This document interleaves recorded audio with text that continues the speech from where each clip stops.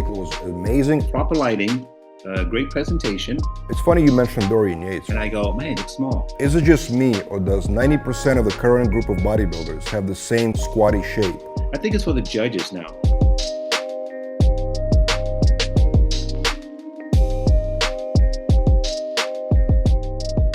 What's up, Tony? What's happening? It's been a while, man. I haven't talked to you in a minute. I know. It's been 4, 5, 6 months. I know. Everything okay? Yes, working, trying to pay the bills. I hear that, man. Work. That's all we do. So, Tony, we're gonna talk about a lot of things today. Okay. A lot of the current stuff. I want to get your opinions on many different things about bodybuilding. Okay. So I look forward to talking to you, man. The world has changed so much in bodybuilding from my day. So I know. Well, first of all, let's get into the first question. Do you still enjoy watching bodybuilding today, present? yes, I do. Yeah. I mean, it's a part of you. You live your whole life, so you're gonna enjoy it. It's just to me it's an art form. So I'm looking for the artistic, guys like high green, those type of moves, so that's why I got involved in it. It wasn't just to build muscle, it was to be an artist, trying to create bodies of art. Absolutely. Well, I'm getting a feeling that a lot of the guys, everybody thinks their era of bodybuilding is the best, right? Would you agree with that?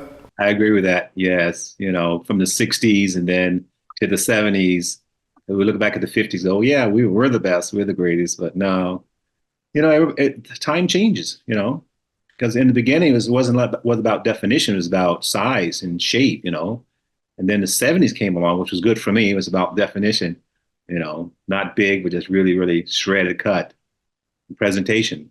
So that plays a big part too. So I have to, I'm old school, so I have to say I like the 70s and 80s because you had to perform. It was showtime, Sure. Be creative. It seems like a lot of the guys from different eras that are not currently, they always criticize today's bodybuilders. Have you noticed that? Because to a degree, you know what I mean?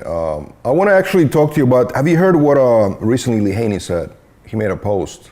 No, I did not. No. He called the new era the Frankenstein era of bodybuilding. I want to read you actually the full quote, but he basically said today's era of bodybuilding is Frankenstein's.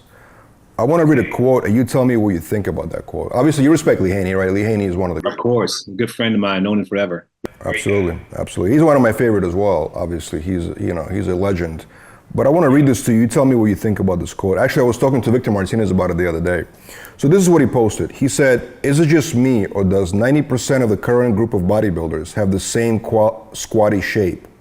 Wide waist, big arms, overly developed quads, small calves, and weird shoulders. It looks as though somebody closed their eyes and threw muscle at a dartboard without giving it any thought.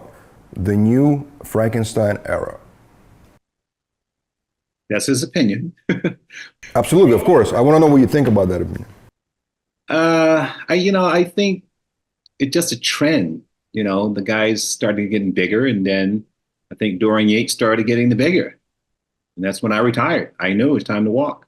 So because, for a small frame, small structure type of guy like Samir, myself, and Mahat Makawi, we don't have that big frame. So that if your waist get a little bit wider, you're out of the game. It's done.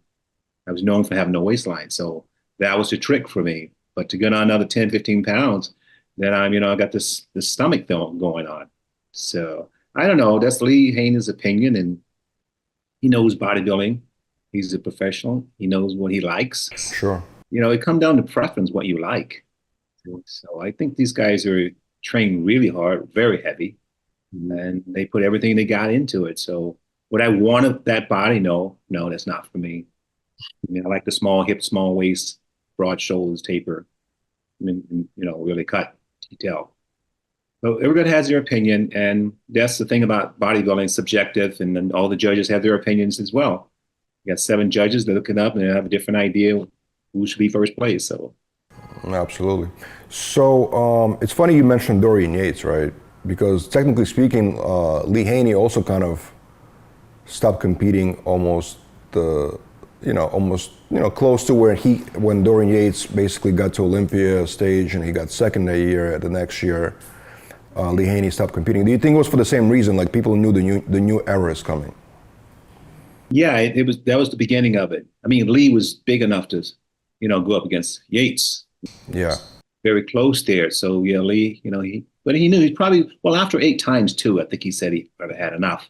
that's true. But so yeah, I mean, when I saw Haynes Yates, and I said, okay, this times of changing, and a lot of people were saying to me, you need to get bigger. I was hearing that quite often now. You need to get bigger. But big was never the case for me. I never wanted to get big. I said, I just want to be big enough to win. So they used to call me the skinny guy at the gym, Really? training shows across from me. Oh yeah, you're skinny. That's how I'll show you on stage. Because I know the lights, conditioning, presentation is going to beat them, or you're going to outwork them. So, it didn't bother me. So yeah, I never wanted to be big.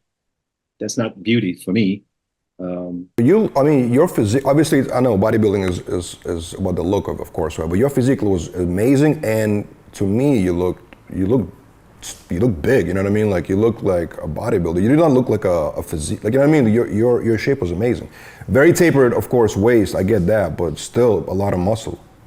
Yes, I carried a lot of muscle. I didn't weigh very much. I weighed about 195 pounds. 195 pounds. Yeah, at the end, I was about 200 at the Vince McMahon show, the WBF. I got up to about 200. But anything before that, I was like 175, 185, 190. But it's an illusion. You see, bodybuilding is an illusion with the light, with proper lighting, great presentation, and conditioning.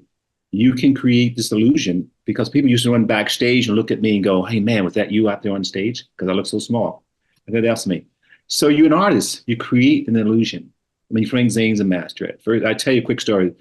Robbie Robinson took me to see Frank Zane in 1977 after he just won in Orange County. So I'm sitting there next to Robbie. Second row, Zane's on stage.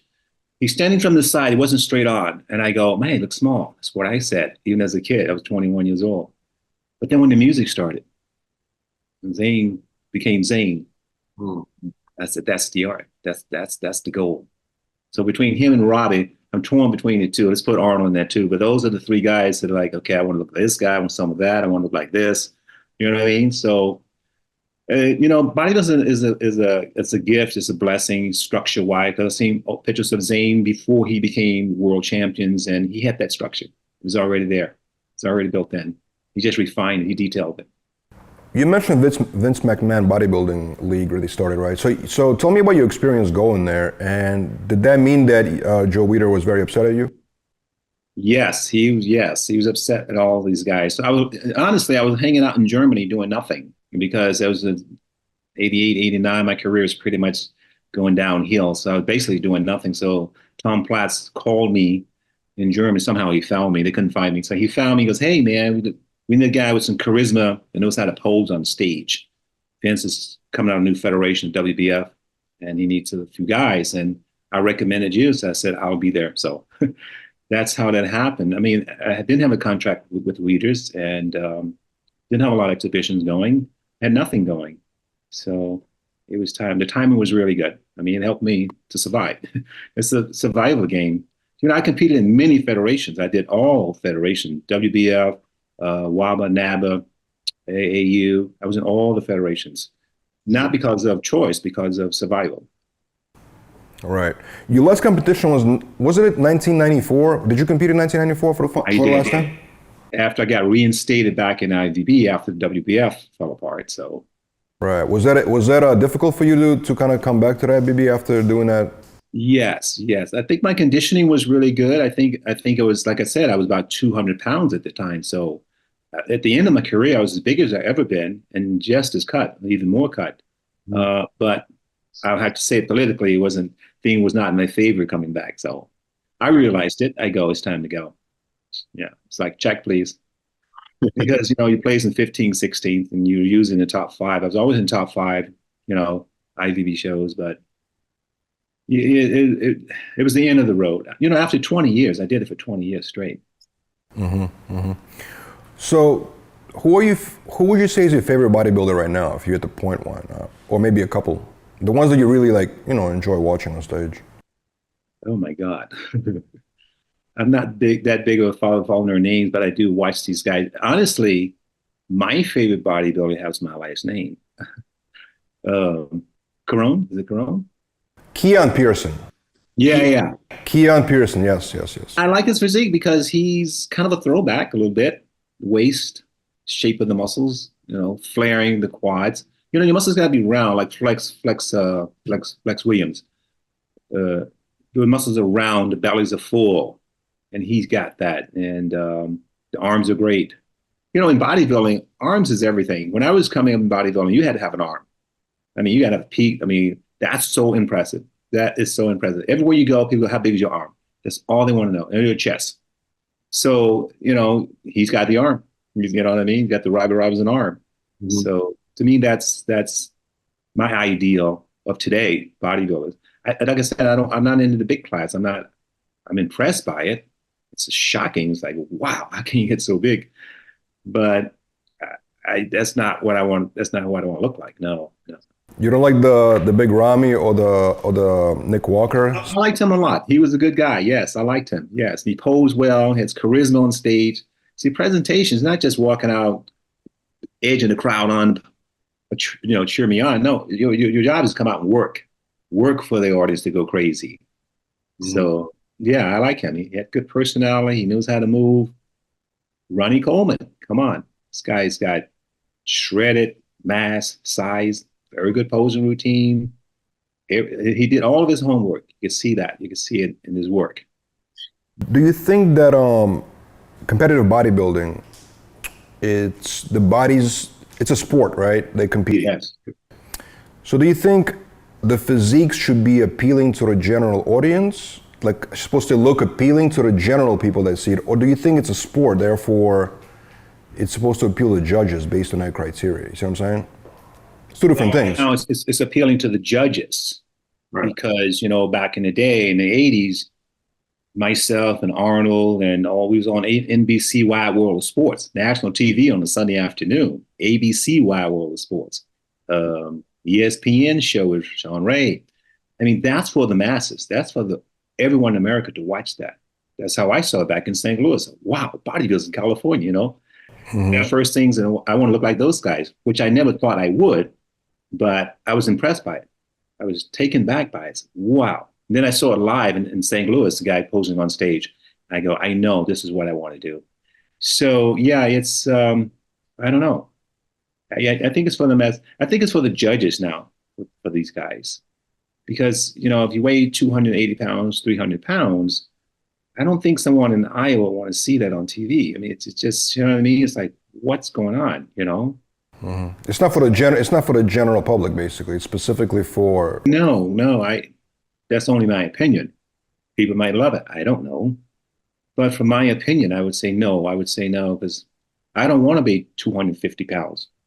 That's lightweight for them. They're 300 pounds.